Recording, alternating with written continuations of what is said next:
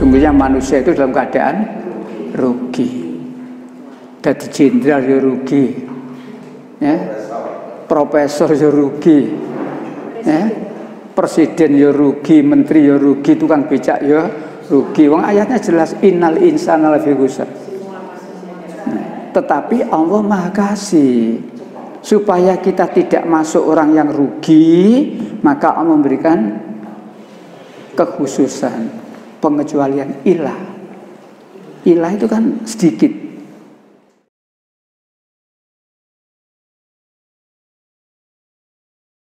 Apakah Muhammad berbuat tidak baik? Kok sampai direncanakan dibunuh? Ya mereka dia makar. Mereka dia makar. Mereka berunding. Ya apa caranya bisa menangkap Muhammad? Ya apa caranya bisa mengusir Muhammad? Bahkan puncaknya, ya apa caranya bisa membunuh Muhammad? Tapi Allah menegaskan di kalimat terakhir, wa yamkuruna. Mereka membuat rencana jahat. Wa yamkuruna. Allah menggagalkan rencana itu. Wa huwa khairul makirin. Jadi makar itu bahasa Al-Qur'an. Tapi oleh orang-orang sekarang maknanya diwalik. Ana wong ngelingno makar lho. Makar. Jane sing makar iku sapa, Pak? Lho. Padahal mengingatkan itu perintah Allah. Kita ini diperintah oleh Allah. Salah satu di antara syarat supaya saya dan panjenengan tidak rugi. Supaya saya dan panjenengan tidak rugi.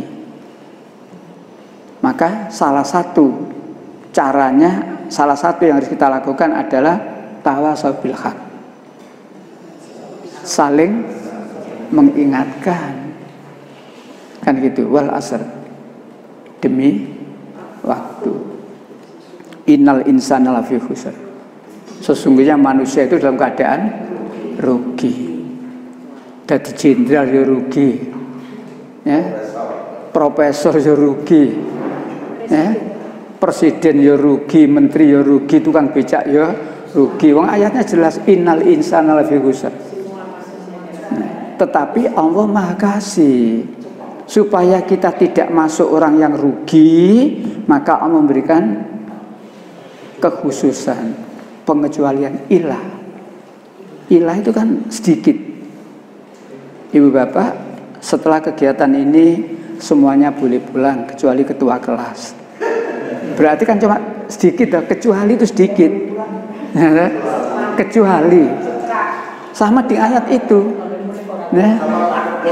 Dalam sama kabar. Lainnya boleh pulang kecuali. Loh, kecuali itu sedikit. Sama dengan ayat itu. Innal insana lafi khusr. Sesungguhnya manusia dalam keadaan rugi. Semua manusia. Semua manusia. Ya. Kalau Rasulullah kan dijamin, semua nabi dan rasul dijamin. Dijamin tidak rugi karena apa? Persyaratan sudah dilakukan semua oleh Rasulullah, ya, tidak rugi. Ya. Kecuali termasuk itu amanu, nabi kurang iman. Sudah terpenuhi.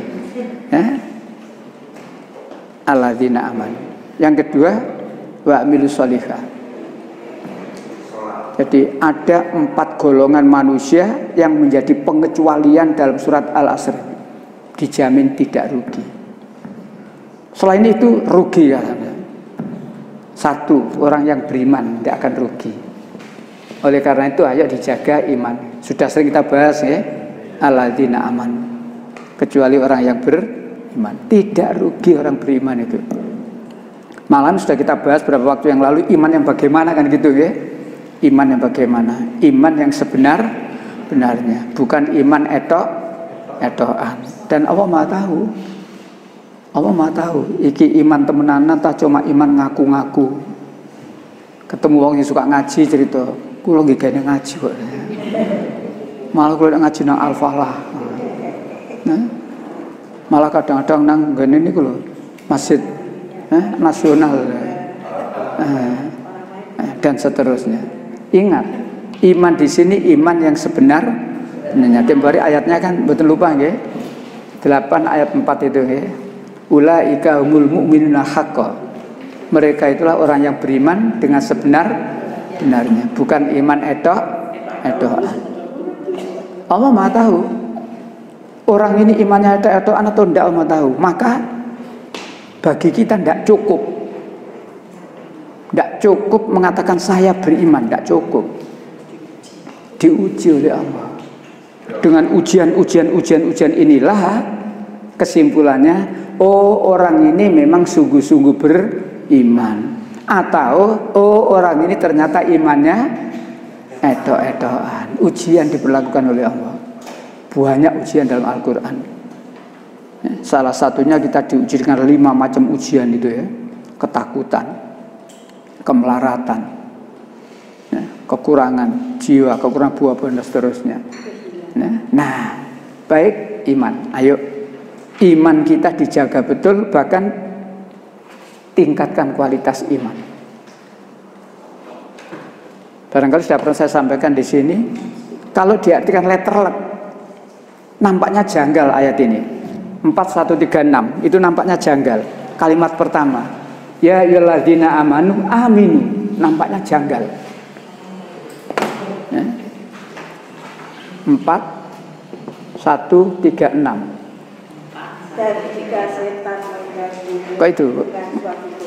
4, ya, iya. 1, ya, iya. Betul, ya. 4, ya, ya. Wahai orang-orang yang beriman, tetaplah beriman kepada Allah dan Rasulnya Muhammad, dan kepada kitab Al-Quran yang diturunkan kepada Rasul, serta kitab yang diturunkan sebelumnya. Barang siapa ingkar kepada Allah, malaikat-malaikatnya, kitab-kitabnya, rasul-rasulnya, dan hari kemudian, maka sungguh orang itu telah tersesat sangat jauh. Ingkar kepada salah satu di antara itu, termasuk ingkar kepada kitab, ingkar kepada Al-Quran. Tapi saya kembali pada kalimat yang pertama, hai orang yang beriman. Di situ oleh ahli tafsir dikatakan tetaplah beriman. Kalau kalimat Al-Qur'annya ya ayyuhalladzina amanu aminu. Hai orang yang beriman, berimanlah. Kan janggal ya. Orang sudah beriman kok disuruh beriman. Supaya tidak janggal, ahli tafsir menjelaskan. Maka di situ diterangkan hai orang yang beriman, tetaplah beriman. Saya lebih mengartikan, hai orang yang beriman, tingkatkan kualitas imanmu. Iman kepada siapa? Ya itu duranya, kepada Allah, kepada Rasul, termasuk iman kepada kitab. Satu ayat saja, satu masalah saja yang ada dalam Al-Quran tidak kamu imani, celaka kamu. Contohnya doktor, alumni UIN Yogyakarta, yang disertasinya menghalalkan zina. Nah, barang siapa yang ingkar kepada satu masalah saja, tidak usah semuanya. Ini ingkar semuanya harus ketok, ya, kafir 100%. Ingkar salah satu masalah saja, termasuk ibu ngapunten, ketika bagi waris dikai satu bagian gak puas. Aku anak kandung, kenapa cuma dapat 1? Dia kok dapat 2? Ingkar pada Quran itu. Nek wae dum-duman warisan melu hukum negara, gak gelem Quran. Nah, seperti ini. Ya. Dan masih banyak orang Islam yang tidak puas dengan aturan Al-Quran. Kalau Allah sudah mengatur, sudah sami'na wa ata'na. Disinilah iman, ayo dijaga betul. Ayo dijaga betul, ayo dijaga betul. Kembali kepada pengecualian 1. Ilalladzina amanu. Yang kedua, wa amilus sholihah, beramal soleh, berbuat kebaikan. Saya sering menyampaikan, amal soleh yang bagaimana sih? Tidak semua kebaikan yang kita lakukan itu bernilai amal soleh. Maka pengecualian orang yang tidak rugi itu adalah 1, beriman. Yang kedua, wa amilus sholihah, dan berbuat baik, amal soleh. Artinya amal soleh di sini, berbuat baik di sini adalah berbuat yang tidak menyimpang dari Al-Quran.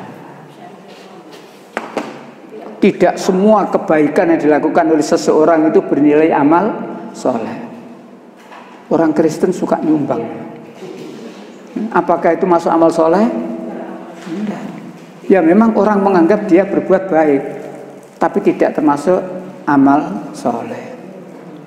Amal soleh itu akan diridhoi oleh Allah kalau perbuatan baik itu dengan landasan iman. Nah, di sini ya. Adapun orang-orang yang kafir walaupun mengeluarkan sebagian hartanya tapi tidak berlandaskan iman, bahkan tujuannya ya, untuk menghalangi manusia dari jalan Allah. Amal soleh kita melakukan dengan dalil. Kita melakukan dengan dalil Al-Quran. Kita lakukan niatnya karena Allah. Kita lakukan semata-mata menggarap ridha Allah. Amal soleh. Jadi kalau kita melakukan dengan dalil yang jelas, diniatkan karena Allah, semata-mata menggarap ridha Allah, perbuatan yang kita lakukan itu akan bernilai amal soleh. Tapi kalau kita melakukan sesuatu gadik niat tanpa dalil, maka Allah mengatakan, maukah kamu aku tunjukkan orang yang paling rugi, nggak terima rugi karena berbuat tanpa dalil, pokoknya menurut anggapan ya. 18:103 dan 104 Allah sampai menjelaskan begitu.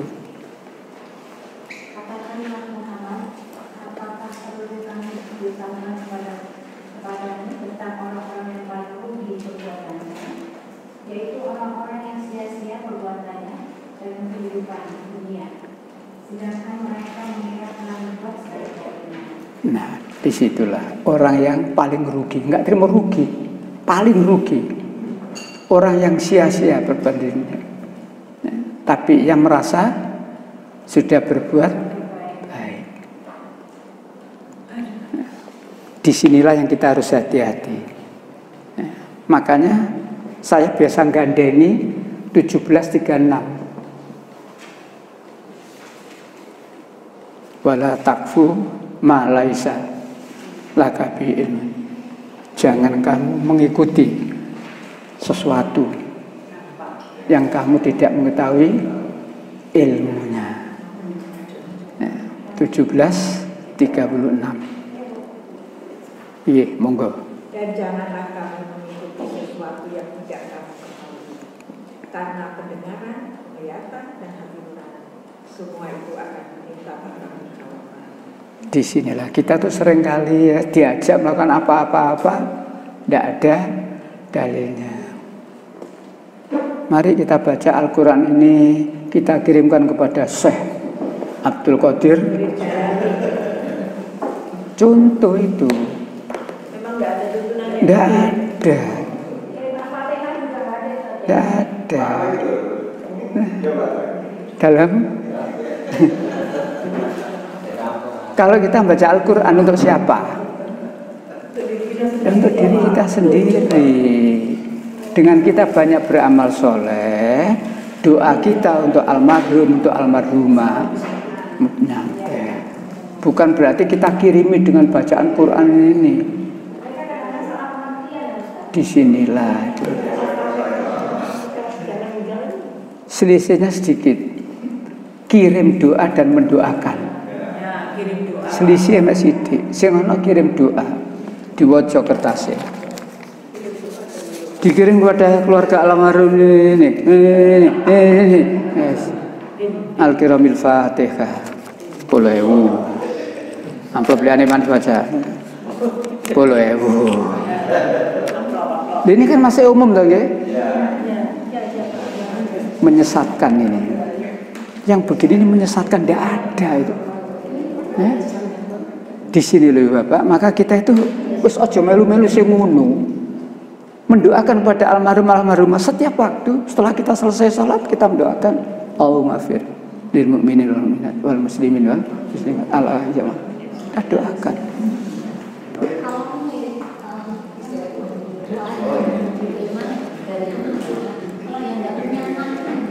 Tidak punya anak, doa dari sama muslim.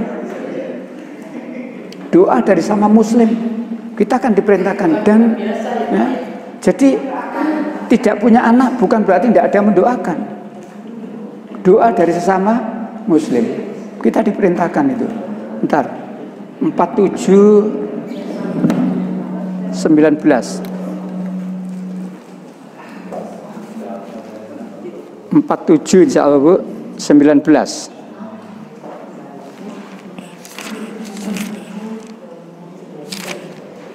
Ya.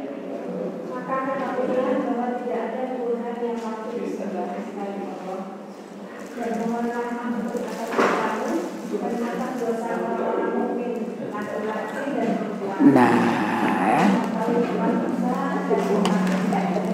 jadi kita sesama muslim itu saling memohonkan ampun ya. 47:19. Jadi kalau Allah mentakdirkan kita tidak memberi anak kepada kita, tidak usah kecil hati, lakon sing dongakno aku. Dan mohon ampunlah kamu untuk dirimu sendiri dan juga untuk orang-orang mukmin. Jadi kita sesama muslim itu saling mendoakan ya, disinilah. Tentang anak, menggok tentang anak. Yang maha kuasa memberikan anak itu termasuk rezeki. Siapa Bu? Yang maha kuasa memberikan anak pada kita? Allah. Ada kalanya orang itu diberi anak laki-laki semua, 6 lanang kabeh, wes sak regu untuk futsal itu. Kadang-kadang wedok kabeh, kadang-kadang laki-laki dan perempuan, dan bahkan kadang-kadang tidak diberi sama sekali. Itu semuanya sudah merupakan kewenangan Allah.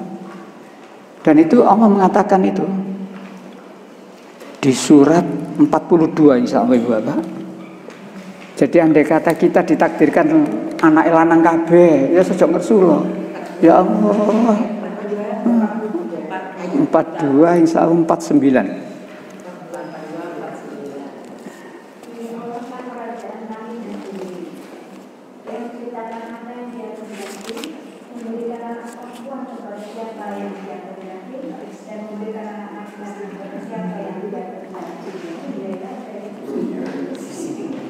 Jadi maksudnya memberikan anak perempuan saja. Oleh karena itu bapaknya jok ngeyel, aku mau mari turun dua anak lanang. Seharusnya itu pokil pak sampai. Wes Allah memberi kita.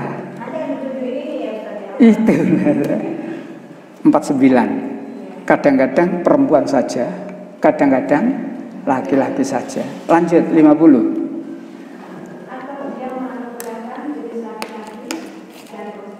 Atau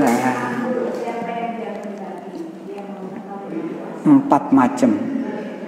Perempuan saja, laki-laki saja, laki-laki dan perempuan, dan yang keempat mani. Sudah semuanya itu atas kehendak Allah. Apapun yang diberikan oleh Allah kepada kita, yakin itu yang terbaik. Kenapa sudah usia segini kok Allah belum beri anak? Allah Maha tahu. Ya, kan kadang-kadang gitu kan. Tapi kalau berusaha kan boleh ya Pak? Lo usaha harus, tapi jangan menyimpang dari Al-Quran. Misalkan bayi tabung, nutfahnya siapa yang harus ditanam di rahim ibu? Lo kan gitu lo kan harus jelas toh. Nah, ini kita orang Afrika, engkau lahir gitu. Aku putih ini kok anakku ireng loh, duduk itu. ada aturan. Bayi tabung silahkan. Ya. Dalam. Oke, jadi makanya spermanya siapa? Selama itu milik suami. Tapi kalau itu milik orang lain, disinilah. Jadi Allah itu Islam itu tidak terus apa ya? Islam itu bukan kok terkaku sembarang gak oleh. Ada yang dibolehkan, ada yang bolehkan. Ikhtiar, silahkan memang harus ikhtiar. Tetapi jangan kemudian menyimpang dari sakit. Kalau kita sakit berusaha sembuh toh ya. Nah, dalam berusaha sembuh itu ikhtiar kita gimana? Ya ke ahlinya. Ya, nah, jangan nang dukun, Mbah. Aku jere Mbah oh digawe kancamu iki ya sora ya. Dan seterusnya. Baik, kurang dua. Saya lanjutkan kurang sedikit. Yang ketiga, saling mengingatkan tentang kebenaran. Tawasau bil haq. Ingat mengingatkan dalam kebenaran. Jadi yang dijamin tidak rugi ada 4. Alladzina amanu, orang yang beriman. Wa amilus sholihah, orang yang beramal soleh. Yang ketiga, tawasau bil haq. Ingat mengingatkan tentang kebenaran. Yang keempat, wa tawasau bisabr. Sabar. Sabar dalam Islam beda dengan sabar menurut Alkitab. Menurut Alkitab, sabar itu kalau kamu ditampar pipimu yang kanan, opo cegak penceng, plek, kasih yang kiri, plek balik.